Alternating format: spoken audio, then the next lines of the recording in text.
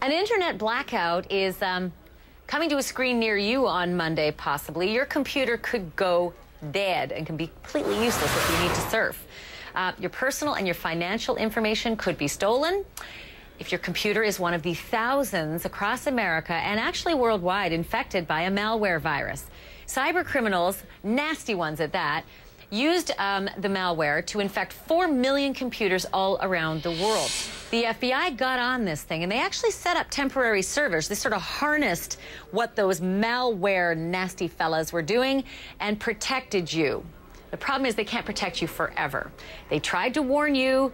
The servers have to be turned off at some point. You can clean this thing off your computer, but the government can't continue to protect you with its servers. So all those people still infected who don't hear this message or the message that hopefully everybody else is trying to get out there, you're going to lose your internet service without any warning. Kevin Mitnick is here with me now. He's an expert on hacking.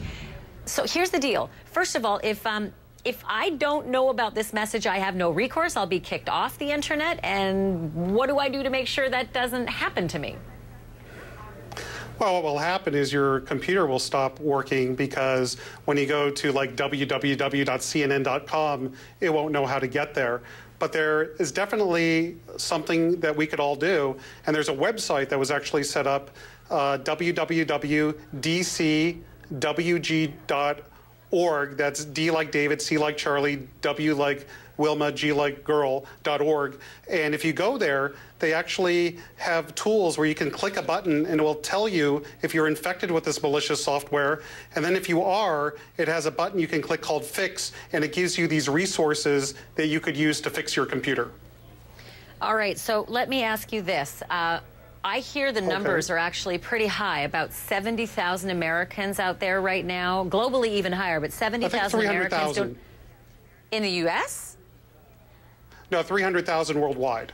Okay, 300,000 worldwide and about 70,000 across the U.S. who have no idea that they've actually been, for lack of a better description, riding on the coattails of the protection of the FBI. And the FBI has basically said, we've tried to find you, we've tried to let you know, we've tried to send you messages. If you don't help yourself, I'm not going to be there for you after Monday. Is that how this thing worked? Yeah, typically the average computer user doesn't know about these settings, and these settings are pretty much given to you by your internet service provider. People don't ordinarily look there, so they don't know what's happening. So what happens is when they go to www.bankofamerica.com, if they have this malware, it could redirect them somewhere else to a fake page, and then when that someone enters their username and password, the criminals could capture it. That's how it worked before, until the FBI took down this Estonian hacker group, and then they set up this server that allows, so when people are infected with this malware, it will temporarily work. And they didn't want to just take these servers down because then it could interrupt people's internet experience. That makes sense. That makes sense. Just quickly, Kevin, I got to let you go. We've got the president who's at a live event, and we've been losing time on that. But you say the address again on where you can go to fix this problem. Okay, www.d like David C WG.org. And I really highly recommend 4 things. Run antivirus software, keep it up to date, update your operating system, use a tool like Personal Software Inspector, and Google Internet Security Training. Okay, Kevin Mitnick, thank you. I'm sorry I had to cut it short. Right. We got a lot of breaking news today. Do appreciate it. Thanks so much. All right, thank you.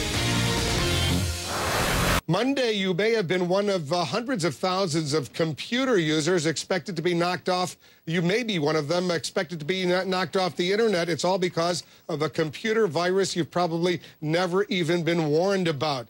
CNN's Tom Foreman has some information you need to know. Tom, what's going on? Because there's a virus out there that's supposed to go into effect, what, on Monday? Yeah, that could affect a lot of people? Well, it may already be in effect. This is a malicious spirit that's lingering out there that could really hit you hard on Monday. It may have already done so. Let's take a look at it. It's called the DNS Changer. It's actually been out there for quite some time. The FBI helped identify who was doing it. This was done by some Eastern European criminals, basically. It was targeted at 4 million computer users worldwide. 500,000 in the U.S. were infected along the way. And what did this thing do? Well, essentially, if you were on your computer and you're looking for something, what it would do is redirect you to some other site. Like you go to iTunes looking to buy some music, it might take you to a site that kind of looked like iTunes, and there it might steal information from you, might make payments to products that don't exist, might sell you ads from companies that didn't buy the ads, all of that sort of thing to basically rip off a lot of money. About $14 million was stolen in this fashion. All of that's bad enough, Wolf. This is a big deal. The FBI was very concerned about it. They called this Operation Ghost Click, breaking this ring and getting inside and figuring out how when you clicked, you weren't going to what you were going to. You were going to some kind of ghost of it. But here's the real danger.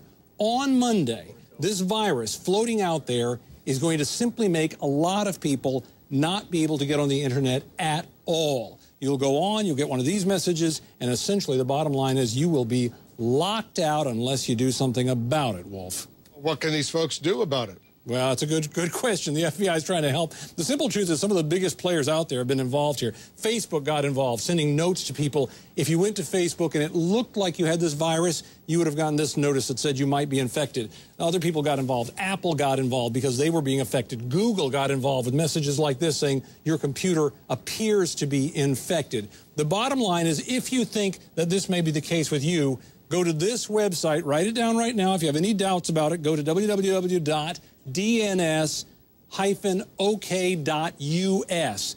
When you go there, when you sign on, if this is what comes up, and it basically gives you a green symbol and says your computer appears to be looking up IP addresses correctly, then you're probably okay.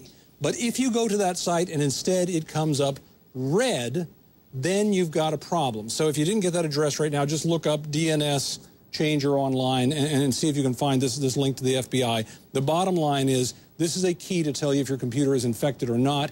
If you get red and it is infected, you need to go through all the steps to remove this. Bottom line is you probably should update all your security this weekend anyway. Whatever system you have out there to watch malware and Trojan horses and viruses, things like that, update it, be safe so that Monday you're not locked out. Wolf. Good point. www.dns-ok.us, right? Absolutely. Yes, Wolf. All right. I'm going to do it after the show as well. Thanks very much. And good advice, Tom. I just want to bring you back for 1 second. Never go to any links unless you're 1,000% sure it's legitimate, right?